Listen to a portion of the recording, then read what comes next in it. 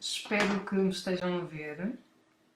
Estamos aqui para mais uma rubrica semanal Espaço do Utente aqui na Clínica Porto Seguro.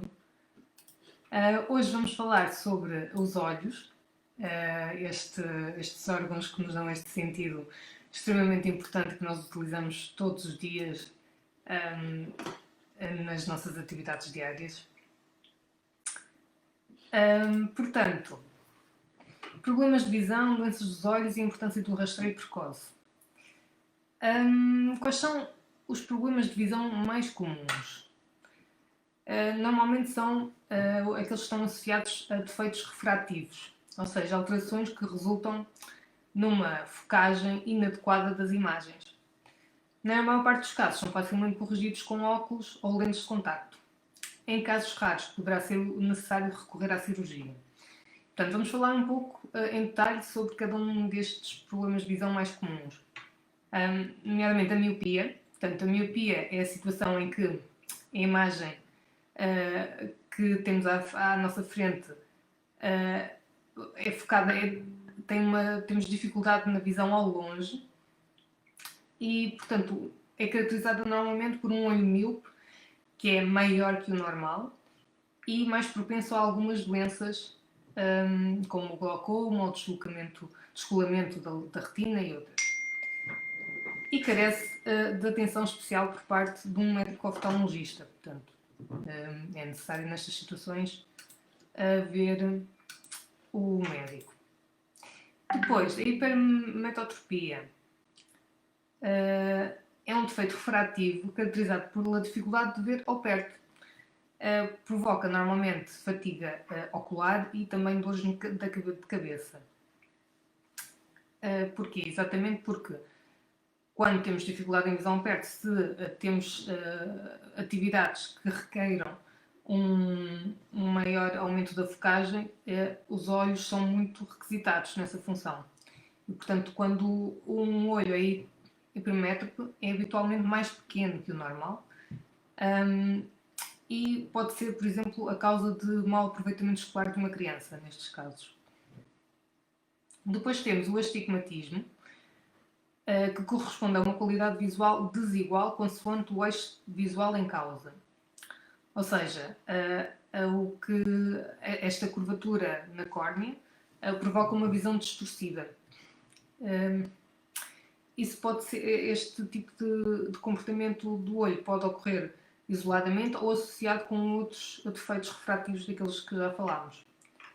Depois temos a presbiopia, ou vista cansada, que corresponde à dificuldade da visão ao perto.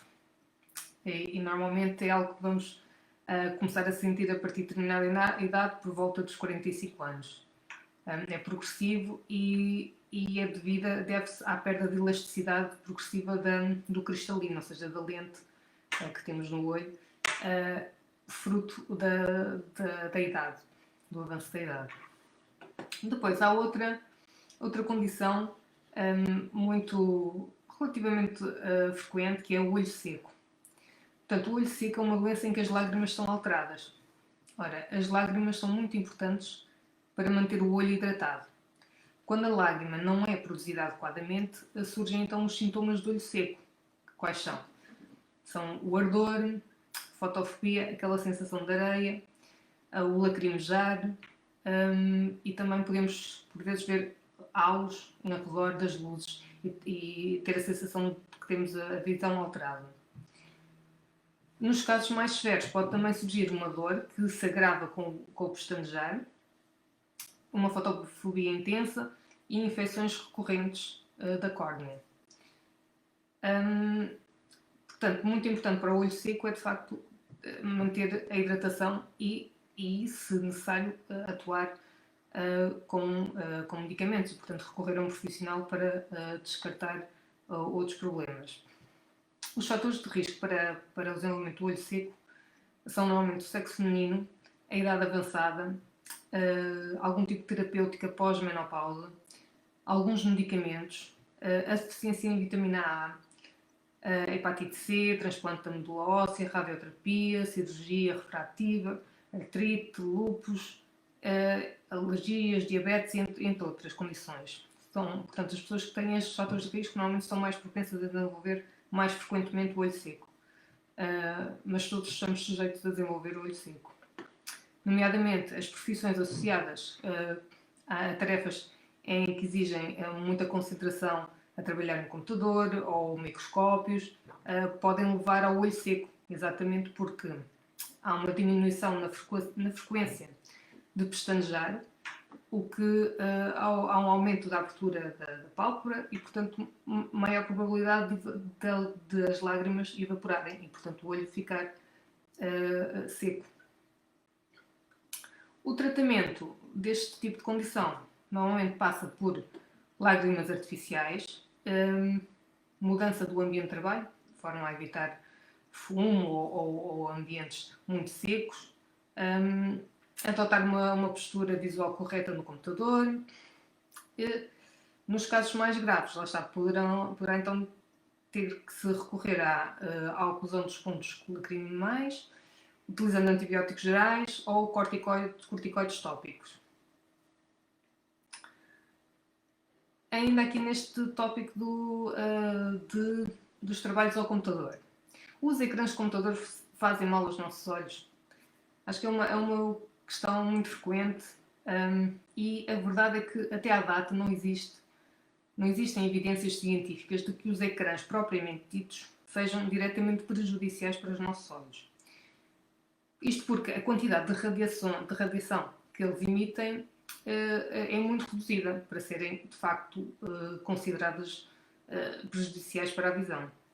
No entanto, há sintomas que estão associados a longos períodos de exposição aos ecrãs, como o desconforto ou a fadiga ocular,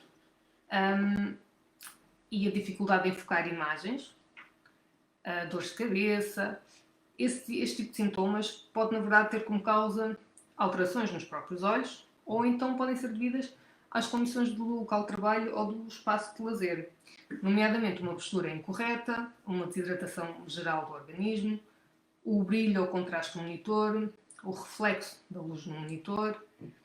Portanto, devemos sempre optar por trabalhar num computador em fundo branco e não em fundo preto e, se necessário, colocar filtros no ecrã ou utilizar óculos com um filtro da luz azul. Isso pode ajudar a reduzir bastante o cansaço visual e, por conseguinte, as dores de cabeça associadas a longos períodos de trabalho no computador.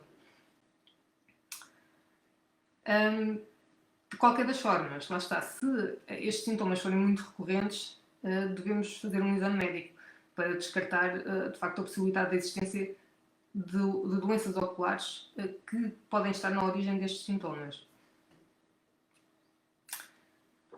Com que frequência devo examinar os meus olhos? Portanto, aqui a frequência com que os nossos olhos devem ser examinados depende da nossa idade e das doenças que podemos ter associadas. No entanto, os adultos saudáveis deverão fazer pelo menos um exame oftalmológico entre os 20 e os 40 anos, desde que não surjam sintomas.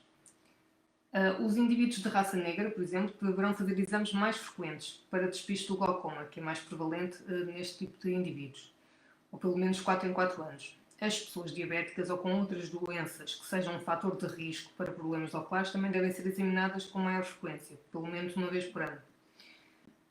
Antes dos 20 anos e especialmente antes da entrada para a escola, o despiste e descoberta de alguns problemas também é importante, exatamente para prevenir casos em que depois a criança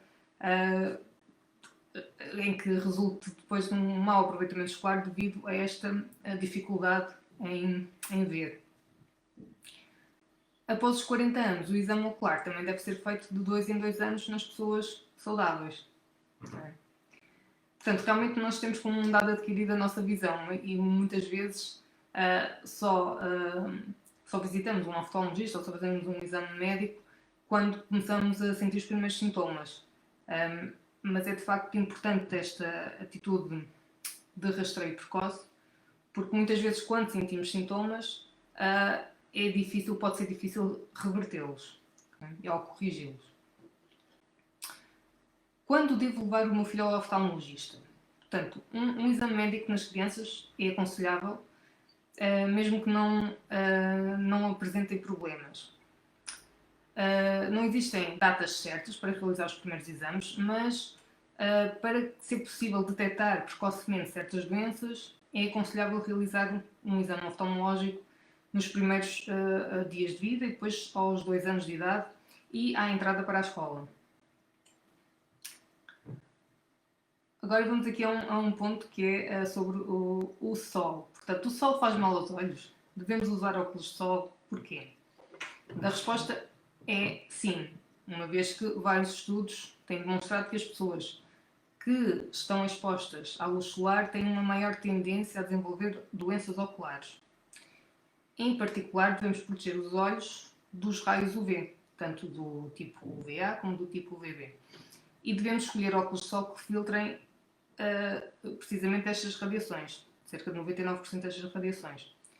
Isto porque o facto de uns óculos serem muito escuros não significa que tenham uma proteção elevada. Portanto, a proteção dos óculos de sol contra estes raios UV é uma característica específica, não basta eles serem muito escuros. É claro que o efeito cumulativo de longos períodos à exposição de luz solar é que pode, de facto, causar diversas alterações oculares, uma das quais mais frequente é a desnurescência macular relacionada com a idade. É uma doença da retina e a retina tem uma parte que se chama mácula e este componente tem um papel muito importante na visão. E quando a mácula é afetada, então as imagens começam a ficar desfocadas ou distorcidas e escuras. Isto ocorre naturalmente ao longo da vida à medida que vamos envelhecendo, mas pode ser agravado e pode eventualmente levar a cegueira se de facto não tivermos este cuidado com os nossos olhos. Por último, lá está, não se esqueça que um chapéu de abas largas, embora não substitua os óculos, também tem um papel importante na proteção solar e nesta exposição direta dos nossos olhos à luz e a estes raios que são nocivos. E por hoje eram estes pontos, estes tópicos que vos queria dar conta. Espero que tenha sido útil, que se lembrem de facto de fazer um exame oftalmológico, mesmo que não tenham sintomas, para prevenir o aparecimento de alguma situação mais grave e também para não estarem a esforçar os vossos olhos. Lá está, pode ser necessário algum tipo de correção e quanto mais cedo ela for detectada, melhor. Para a semana vamos falar de outro tópico muito atual, que são as doenças do inverno, tudo o que é relacionado com ouvidos, nariz e garganta. Portanto, já sabem, nós vamos abrir o nosso formulário, se quiserem submeter as vossas questões. O nosso otorrinolaringologista e também a nossa pediatra também vão estar disponíveis depois para responder essas perguntas que submeterem. Espero que tenham gostado e vemos daqui a uma semana. Um bom fim de semana para todos. Deus!